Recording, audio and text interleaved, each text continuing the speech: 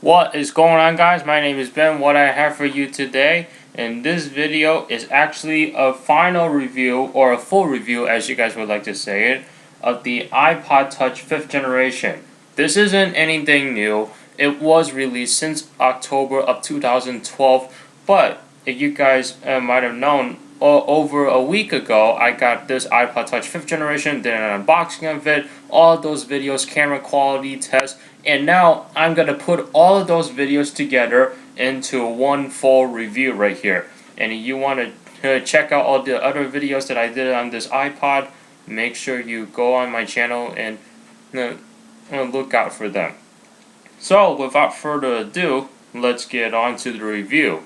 So I like to mention the size of this thing. Alright, so for the height it is 4.86 inches, the width is 2.31 inches, as well as the depth being 0.24 inches, and this only weighs 3.10 pounds. So it is not too bad, and it is very thin right here, as you can see right here, very thin, and it's got this anodized aluminum design right here, as well as the glass front for the screen. Of course. So, before I move on, I'd like to mention that the capacity this is available on 32 gigabytes and 64 gigabytes. 32 gigabyte is going to run you $299, 64 gigabyte will run you $399. Alright, so you've got lots of things crammed into this little device right here. So let's take a look around the device as well. So, of course, you got this 4-inch capacitive touchscreen, and you got the front-facing camera, the home button, and on the left side of the device you have the volume buttons, as you can see right there. Right side you got completely nothing. On the bottom you have the headphone jack, as well as the new lightning connector that was available since the iPhone 5, as well as speaker right here. And of course the top you got a sleep wake button, and on the back you have a rear facing camera with the microphone and the LED flash, and you got a little Wi-Fi cover right here for the Wi-Fi antenna, and you have this little thing right here where you can put the loop that comes with the iPod Touch, also can be considered as the lanyard.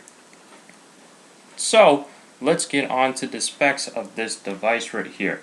Alright, first thing I like to mention is the wireless specs that this has. So this has 802.11 A, B, G, and N with Wi-Fi, alright, which is 2.4 gigahertz and 5 gigahertz. This has Bluetooth 4.0, Maps location-based service 4, Nike Plus support built in.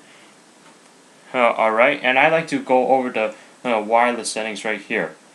And now, this isn't going to be a fair test. I'll be using the speed test app right here.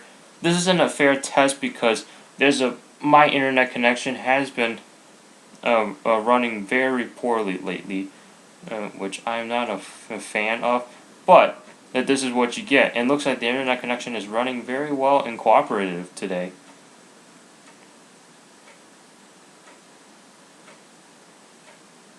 So as you can see, for the download speed, I got 14.95 megabytes per second, as well as the upload speed is 3.27 megabytes per second. So that is not too bad compared to the 4th generation iPod Touch right here.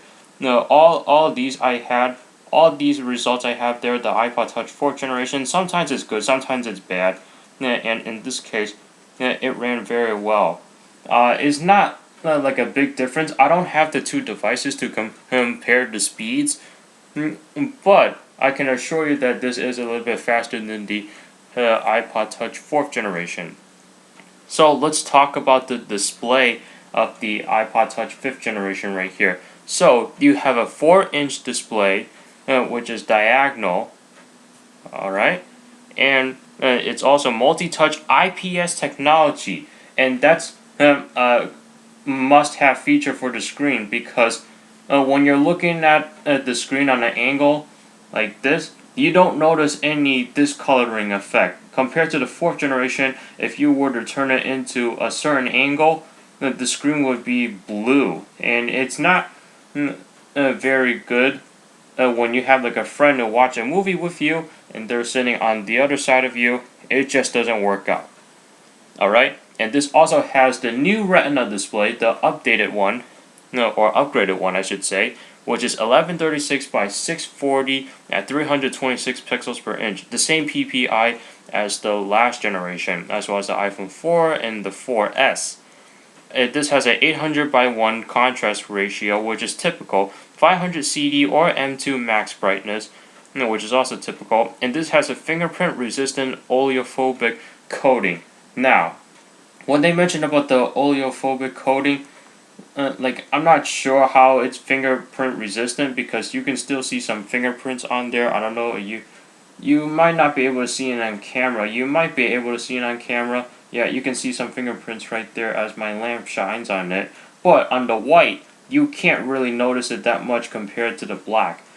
And here's another thing. When you buy your iPod Touch or order it, and you decided to get it in the color versions instead of just the plain old black, the black you get the black glass screen with the anodized black aluminum at the back. Alright, whereas you get the colored ones, in this case I have the product red, as you can see right here. You will get the screen in white and then the back will be in different colors, which seems kind of odd. I kind of wish that it would match on both sides, but hey, you know, if you're not that picky, it's okay, and just learn to deal with it. So let's talk about the cameras on the iPod Touch 5th generation. Let's first start off with the rear-facing camera right here.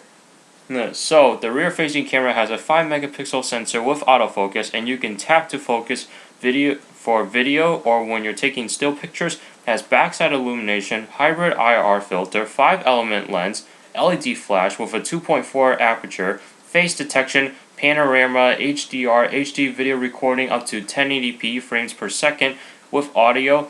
Now onto the front-facing camera right here. The front-facing camera features a HD camera with 1.2 megapixels, and this records in 720p HD video up to 30 frames per second. And this has better video stabilization compared to the last generation, even better than the iPhone 4. If you guys don't know what I'm talking about, check out my last video because I did a camera comparison of this versus the iPhone 4. Alright, and you can tap to control exposure for videos or stills as well. And you have photo and video geotagging over Wi-Fi. So the cameras is actually pretty impressive for the iPod Touch, because when the iPod Touch 4th generation first had the cameras, because the previous generations before the 4th generation iPod Touch did not have any cameras, it was a complete fail. Like, it was just terrible. The rear-facing camera was probably like only a sub 0.1 megapixel camera, and the front-facing camera really made it worse, with a VGA camera. But at the same time, if you're not too picky, then I guess that camera is just fine. But for me, I want a decent camera on a mobile device. In this case, the iPod Touch 5th generation actually delivers that, which is actually better than my iPhone 4. Alright, like I said, check out that video if you don't notice that. And before I move on, I just want to go back to the displays for a minute. So I did mention that this display is actually updated or upgraded on the iPod Touch 5th generation as well as the iPhone 5, because they both feature the same display with the same resolution and everything. So why don't I just do a comparison with the iPhone 4 just really quick. Why am I doing this with the iPhone 4 instead of iPod Touch 4th generation? Because I don't have the 4th generation iPod anymore. And plus, this has the IPS technology, so does this one. Alright? So, let me just unlock the screens right here, or just turn it on, and just give you guys a zooming in. So, you might be able to tell the difference. I do have them at the same brightness as good as I can. But, as you can see, here's the iPhone 4. Keep the brightnesses on. And then here's the iPod Touch 5th generation. You might not be able to notice a difference, but there is actually a difference compared to the iPhone 4. And the display actually improved fairly well on the iPod Touch 5th generation. Now, is it a big improvement? No. because here's the thing. The Retina display on the iPhone 4 and the 4S is still a very good display. I mean, your reason to upgrade to the iPhone 5 shouldn't be because of the display, because the display on this thing is really good as well. You don't have to pay extra money to get the best looking display out there, because chances are in the future they're just going to end up looking better anyway on newer devices. But it's not worth it because it's not a big difference. Now with the iPod Touch 4th generation, that's a whole different story due to the IPS technology. Like, that's the main reason why you would want to upgrade from the 4th generation iPod Touch to the 5th generation iPod Touch, but even that still, I don't think it's worth it. So let's talk about battery life right here, because just because you use a new device, it means that it has to be able to last very long. Now, the battery life is that it's a built-in rechargeable lithium ion battery, and you can have music playback up to 40 hours. You can have video playback up to 8 hours when fully charged, and the charging times it takes for this is about 2 hours for 80% capacity, and a full charge takes about 4 hours. Now, I have tested the battery in 4 different ways, and this is what I did. So, Apple claims that you get 8 hours of video playback with the iPod Touch 5th generation on a full charge. Well, I'm not sure if Apple tested it just by using the video app or just by watching movies that they had synced onto the iPod. The way I did this is streaming YouTube videos via Google Chrome. And I got 4 hours and 43 minutes of straight YouTube streaming battery. Not doing anything else. Not even shutting it off. Not even locking it. Like, once the video's done, okay, hurry up and then click on a new video via Google Chrome. And I tested gaming as well. Straight gaming, and it lasted 2 hours and 56 minutes just for straight gaming, and again, not turning it off, not powering it off, or anything. Alright, and I got 34 hours of straight music playback. Well, a little bit over 34 hours. I don't have the exact amount because the usage, once it puts it to a day, then it just counts the day in hours. Now, how did I do this? I had music playing from 12 o'clock in the morning at one day. No, I take that back. I had it playing at 9 o'clock at night, and then the next day, it was still playing at 9 o'clock at night on the next day, and then it just went over a little bit, which made it a total of 34 hours. And this thing died on the 3rd day in the morning. And the way for the charging speed, they claim that you get 4 hours of full charge to 100% capacity. For me, I use the Apple 12-watt adapter, which is mainly used for the iPad, the bigger iPad, and I got 2 hours and 30 minutes of full charge with that 12-watt adapter. Now, yours might be different, because if you're using the standard 5-watt adapter that came with your iPhone or the iPad mini, that's a bit underpowered compared to 10-watt or 12-watt. So it'll just depend on what adapter you're using. Alright, so on to more with the specs. The sensors, this is a 3-axis gyroscope and an accelerometer, and that is basically all the specs that I have for the iPod Touch 5th generation. Now, how did I like using this as my daily driver compared to the iPhone 4? Well, here's the thing. This is not a cell phone. This is a dedicated media device. Alright, this is an MP3 player. But Apple also claims the iPod Touch as the best portable gaming console out there. Now, for me, that claim isn't true, because if you really want true gaming, then you'll probably go something with the 3DS or the PS Vita. But, that just depends on your taste. For me, this is actually good enough. And I actually love the design of the iPod Touch 5th generation. And here's the thing. I don't mind a product being this thin, because the iPod Touch 4th generation, I felt that was too thin. But I don't mind it being this thin if it was this big. You guys catch my drift. I mean, with the 4-inch screen size, this is just almost perfect. I believe that the iPhone 5 is just perfect for me if you want a bigger screen size. But one thing that I don't like is that the anodized aluminum. First of all, I like the design. I don't know why I'm saying I don't like it, but this is just a warning if you're really careless, because with the aluminum design, it feels very slippery in the hands. That's why I've been using that case called the Spec Candy Shell Grip that I did an unboxing of, because this thing almost fell out of my hand a few times because of the anodized aluminum.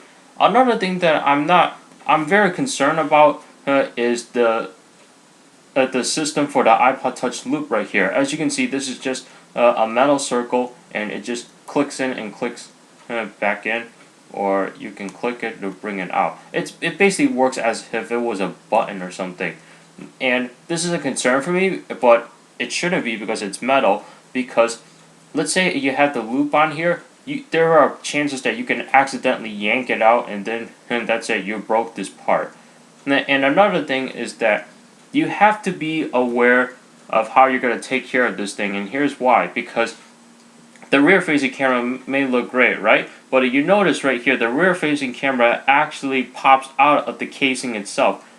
Now, to me, that's not a very good design, but I think there was a purpose for this. I'm just not sure. Maybe it was so you don't have any flash issues when you're taking pictures with the flash.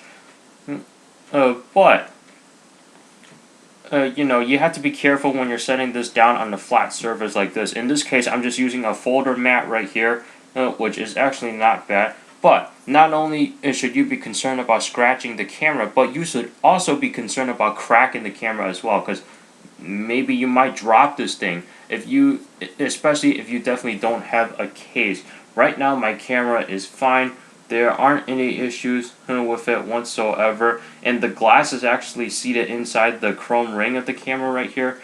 But at the same time, you really have to be careful with the camera. Now, another thing is the loop that comes with it. In fact, let me get that right here. So the loop, when I heard that Apple decided to put the loop on the iPod Touch 5th generation, I was like, sweet. Now we have like a better safety system in order to hold onto our device and not drop it. Well, the problem is that I don't feel like this is a very good quality loop right here, or in this case, the lanyard. I like the lanyard better, but they call this the iPod Touch loop.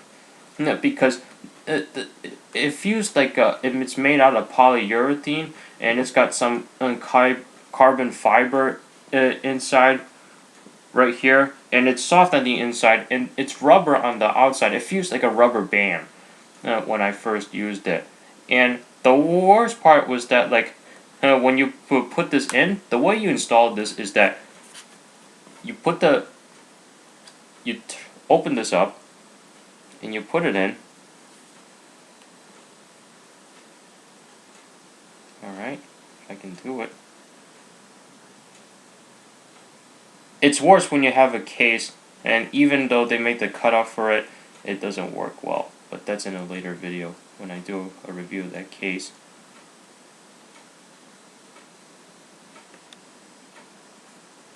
Why isn't this thing going in?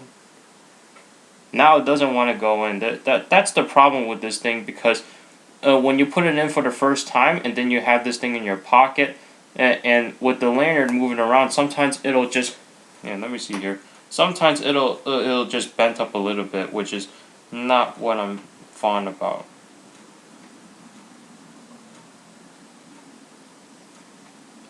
Alright, well, I'm not gonna, you guys get the idea. I don't want to fiddle around with this, but you guys understand my point, hopefully. Like, this isn't the best lanyard that I have used on the product right here. I prefer something like leather or neoprene, like this one for my camera right here. As you can see, this is like neoprene. I don't mind this at all. In fact, when I tried to use the iPod Touch loop, I've had multiple issues with it. I try to take it off sometimes, and then it'll just get stuck onto my hand because of the carbon fiber inside it. Me, I like to easily get it out, but at the same time, that's a good thing, so you're not dropping it. And I just don't feel like this is the best quality loop right here. In fact, after this video, maybe I'll just stop using it, especially since it's completely bent up right here because of my case. I would prefer this neoprene design or something that came with my PSP right here, which is a leather design. In fact, this gives me an idea for other companies out there. Maybe they can make their own loop and then use it for the iPod Touch 5th generation. Like, I don't mind using this with this, but the problem is that it depends how thick it is, and it can come out very easily just like that. But maybe it shouldn't be fine. But overall, with those little perks out of the way, the iPod Touch 5th generation is a great device compared to the 4th generation. It's been a big improvement because the iPod Touch 4th generation skipped a year to be upgraded. The only upgrade it had was that in 2011 they made a white version of it, and they made it into a 16GB model for the iPod Touch 4th generation instead of the 8GB model, which to me was okay. And they lowered the price down to $199 instead of $229, which is great. But now with the 5th generation iPod Touch, there's no 16GB version for it. If you want a 16GB, you have to get the 4th generation iPod Touch, same price. And the lowest capacity you can get on the iPod Touch 5th generation is the 32GB. So overall, how would I rate this device on a 1 to 5 scale? I give it a solid 4. And here's why. Because it's pretty fast, it's great as video streaming, but the thing is, like, with part of its design making it very slippery, you can hardly get a grip on this. But overall, that's like my only sort of my only complaint, and just with all the little other stuff. But that's due to the accessories that are made for the iPod itself. Out of focus, there we go. And it's still out of focus, but oh well. So anything else I have to say about the iPod Touch 5th generation? No, I don't. It's definitely worth it, and believe me, I actually like this device. In fact, I actually like having this alongside with my iPhone 4, even though the iPhone 4 is not activated on the mobile plan. I definitely like Siri on here. That's something that's not supported on the iPhone 4, as well as Siri dictation, which allows you to speak and type out stuff just by using your voice, which is a very neat feature that I like. And overall, I just like the iPod Touch 5th generation. I'm not sure if there's anything else to be said about it. I mean, this is a great design and unique, and I'm surprised that Apple is actually putting a lot of work into the iPod Touch instead of the what they did with the 4th gen. So anyway, guys, the video just cut off right here because the battery died. But thank you so much for watching. If you guys like this video, click the like button down below. This thing is pretty much has iPhone 4 as specs with an iPhone 4 camera, but with its own little bit of a twist. So thank you so much for watching, and I will see you guys in the next one. Have a good day now and take care.